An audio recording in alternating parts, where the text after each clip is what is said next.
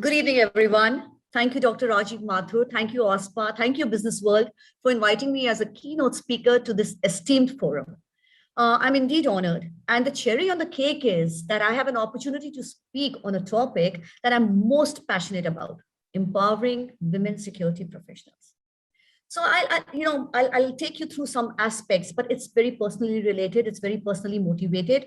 All these opinions are mine, and feel free to kind of accept those or negate those. Totally up to you. So here it goes. I started my corporate journey some 12, 13 years back. In those days, any security forum, any security event that I would go to, I would stick out like a sore thumb. Why? Because in an attendance of 100 people, we would just be 3, 4 women standing in a corner. And it was super skewed and very uncomfortable at times. But thankfully, this is encouragingly changing in the last few years. And while the ratio may not be 50-50 yet, but it has increased a lot. But I'm sure you will all agree with me that we still have miles to go in this domain to make it lucrative and attractive for women and remove the age-old concept and notion that security is just for men. Not anymore. Today, there are a few of us, but each of you can do so much more to ensure that we become many of us. 10, 15 years back, we didn't have such forums and platforms and events to talk to an esteemed audience like yourself and to tell them how they can empower women. What can they do in their scope to empower women? But today, I am fortunate enough to have this platform. And I want to make the most of it because maybe somewhere, somehow, it's going to positively impact some aspiring professional. So I bring forth to you a few points based on my journey, my professional journey, to empower women professionals in your respective areas of influence. And I hope it hits a nerve somewhere and sets the mind ticking. My first point would be empower her by hiring her. Check out your team diversity ratio. And if there are not enough women in your team, then you need to hire women, more women. This is a resource base which has still not been fully tapped. So I would urge you to leverage on it. Why would you waste an opportunity to hire someone who brings to you loyalty, intelligence, passion, expertise to the table?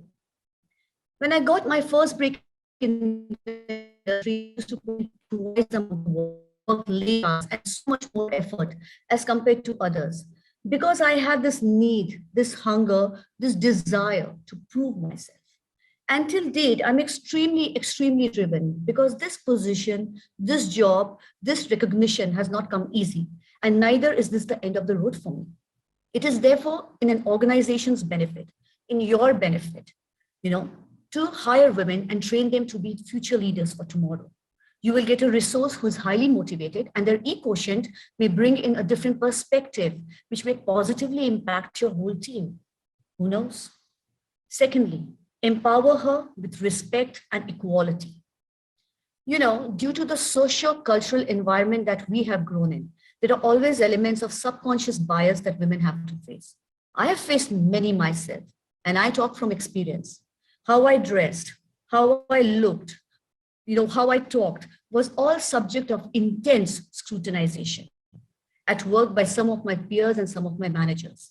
And here's a disclaimer, I'm not generalizing. Some of the best managers I've had have been men and some of the best peers I've had, colleagues I've had have been men. But coming back to the point, when this scrutinization, this intense, you're subject of people looking at you and scrutinizing you, what does it do to you? It undermines your confidence, it chips away at your confidence and makes you a shadow of yourself. You're afraid to speak at meetings, you're afraid to put a point of view forward because you know that, or you feel that you would be shut down. So in order to empower a woman you have hired or who is your colleague, you need to treat her with respect and equality that she deserves. She is here on her own accord, on her hard work, her intelligence, and her will. Respect that. It may be difficult to do this at times because, there is centuries of conditioning that decides within us on what a woman should do rather than what a woman can do. Try to recognize that subconscious conditioning within you and remove it, because only then will you make an environment conducive for her to work in. My third point, empower her by enabling her, train her, coach her, and trust her with more projects to lead, as you would do with any other of your team members. Women may have a different way of looking at things and men have a different way of looking at things, but that does not mean that either of the perspectives are wrong. In fact, a different view should be encouraged, as it may lead to the handling of things in a newer way, thus bringing in a novelty that could have been missing initially. Also, by showing your faith and trust in her and by training her to take on bigger projects, you make her feel a valued member of your team who's been given equal opportunities to grow and flourish. Fourthly, empower her with empathy. The importance of empathy cannot be overemphasized enough. There is a saying that says, do unto others as you would have them do unto you. So just to understand this point better, let me put the empathy bug in you right here, right now, with a general example. Each of you here who's sitting may have a daughter, a sister, a wife. Now think, she goes for a job interview tomorrow and she's not hired because she's a certain age. Just a general example, random example I'm giving, right? Because the interviewer feels, oh, but she's too young. If we hire her, she'll soon get married and she will soon go on maternity leave. What will we do then? Would you like the fact that your daughter, your wife, your sister is being treated differently just in anticipation of a biological fact? That she missed out on a job or a promotion or a big project because she was discriminated against on the basis of some random, deep-rooted, irrelevant notion? Seriously? Of course, she will need to go on maternity leave if she has to. Factor that in. Have someone take her responsibilities till the time she comes back. You are a leader. I'm sure you can manage that much easily. After 6 months, when she comes back and wants to rejoin, be happy about it. You know why? Because you are getting back a more mature and a stronger team member who wants to prove herself after a long absence. Your empathy and trust will build her self-confidence and loyalty towards you. My fifth point, empower her with ambition. This is a word which confuses the typical average mind. If a man is ambitious, he is driven. If a woman is ambitious, she's too aggressive. Well, I, for one, am ambitious and proud to say so. For me, the word ambitious means I am driven, I am self-motivated, and I have the desire to be successful. And why not? What's wrong with having milestones set in your career and moving towards achieving each milestone one by one? Tick, tick, tick. I would say empower your women team members with ambition, as that ambition will give her wings to fly unapologetically. And last but not the least, and this is the most important point because I'll give you an example on why. Empower her by being a vocal ally of hers. Who is the vocal ally? Someone who speaks up for you. Today, I may know how to fight my battles. And over the years, I've gained the experience and the confidence to speak for myself. But when I started out, it would have been a good thing to have a manager or a colleague who would support me openly rather than standing on the sidelines. Support positively, because that enables and emboldens the person who's in a minority in your team. Giving you an example that I promised I would. A few years back, I had the opportunity to attend an event where a senior woman leader was talking about her journey. What she was talking about was very relevant, very important from her perspective. And she was trying to make the audience understand that perspective. In the middle of her speech, she was interrupted by some seasoned security members in the audience, and they tried to contradict her. I will never forget what happened after that. The woman in question gracefully kept quiet. But one of the men in the audience stood up with confidence and courage and told the other seasoned men who had kind of interrupted her speech told them to please not interrupt the lady and let her continue. One vocal ally, and the whole audience was silenced. One vocal ally, and she could complete her speech with confidence and relay the message that she wanted to.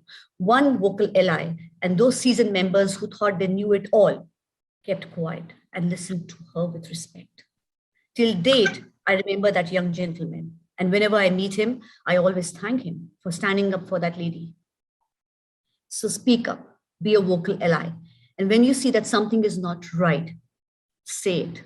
Think. This is where again empathy comes in. Think, would you want to be subjected to that kind of an attitude, to that kind of a situation? If not, then have the confidence to stand up for her and say something. So many points, but not so many points, just 7 of them or 6 of them.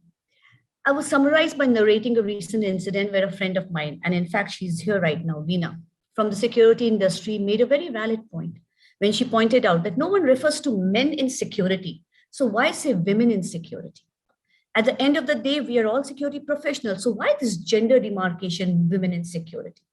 And I couldn't agree with her more. So completely right she is, 10 on 10. But I think that for the term women in security to be completely replaced by security professionals, we need more numbers, more inclusion, more representation of women. Till the time we are a handful few, it will always be women in security. And that's what we here need to change. So in a nutshell, hire her. That's your first empowerment. Treat her with respect and equality. That's your second empowerment. Enable her. Be empathetic towards her. Fuel her ambition and be a vocal ally for her. Believe me, she can and she will fight her battles. But your support gives her that extra boost. These are fantastic times that we live in, right? Where diversity, equity, inclusion have become key words in a fast-changing socioeconomic global environment. The question is, what is the question? The question is, sirs and ladies and gentlemen, are you changing fast enough or getting left behind? We, as women, are here to stay, and our numbers will increase steadily and continuously. I invite you to become an enabling and empowering part of this evolution. Thank you and good evening. Have a lovely Christmas and a fantastic New Year ahead. Thanks.